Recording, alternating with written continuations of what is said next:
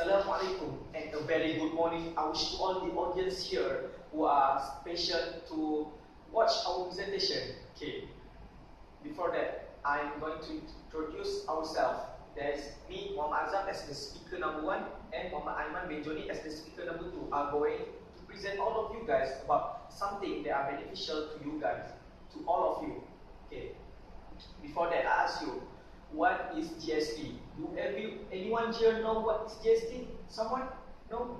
Okay, I think anyone don't know what GST. So I'm going to explain about what is GST, but not further detail. Okay, GST stands for Goods and Service Tax.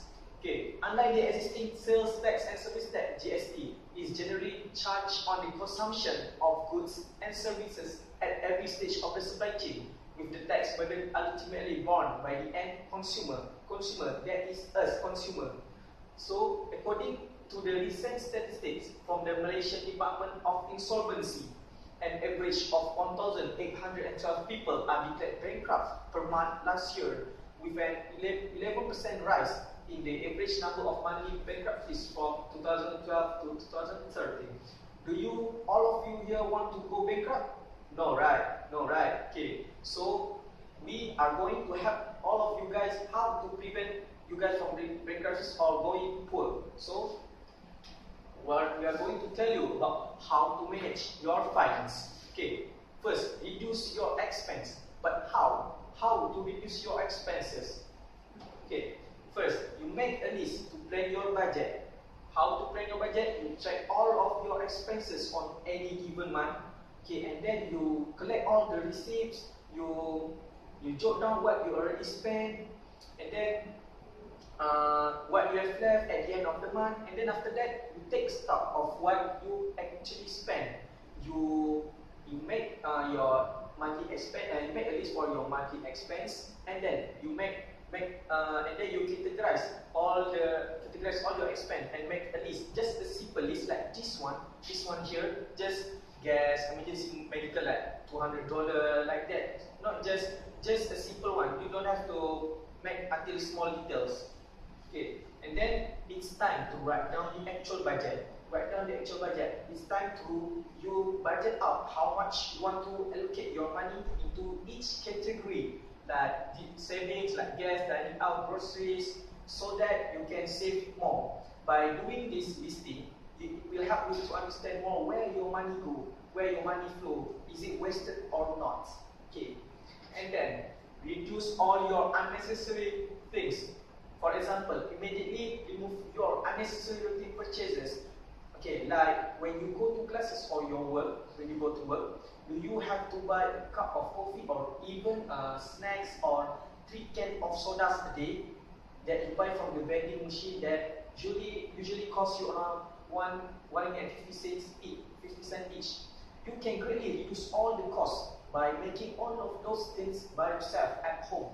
Okay, but as far as I know, if I want to make a cup of coffee at home, it just costs me around 25 to 35 cents. See, that's quite promising, right? You can greatly reduce your cost, your expense. Okay, and the next one is make the most of your clothes and other fashion accessories rather than buying them unnecessarily. You try, okay, this time you try to rediscover back, and then you show off your old clothes that you kept at the back of your closet, and then you wore them until they are unusable or at the point of breaking away. In simple English words, make full use of them. Okay, you don't have to buy a new one if you have still if you can still use the existing one. And then this time you try to reorganize your clothes in your wardrobe so that you might want to prevent losing them again. So by doing that, you can greatly reduce your expense. Okay, for the next part of the presentation, I'm going to pass on to the Aiman Jonet as the speaker number 2. Okay, thanks Azam. So we'll continue this presentation for the second point, which is undertake financial planning. So what is mean by undertake financial planning?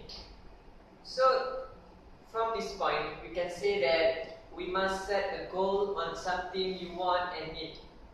Example, house, land, car, which is we need to set a goal for a house for what time? I mean, like for a house that we need is around maybe 20 years to 30 years. So we must set a goal from right now. Maybe like when we work, we must set around 30 years to buy a house. The next will say that we must, for people who not from the economics or accounting background, they could take guidance from financial consultant to assist them, because most of them did not know how to manage based on the financial prospect, which is for the academic and accounting background, they know how to reduce their cost, to maximize the profit, to plan the financial budget. So maybe people like this could meet a financial consultant like Peter Chong and Co. Maybe who will not be willing to pay for the non-government consultant. They can meet the government consultant maybe. So we have reached our presentation, last conclusion. So what we can say from our conclusion is GST is a good tax which is to increase the revenue of our country, but somehow this may cause a burden for the Malaysian people who receive their household income below than 3,000 ringgit. Therefore, these people must know how to manage their income greatly to ensure to be more their financial budget to be more systematic, and they could reduce their problems on the financial budget. Therefore, I think that's all from our presentation today. So thank you. Thank you for listening to our presentation. Siapa? 7 minit.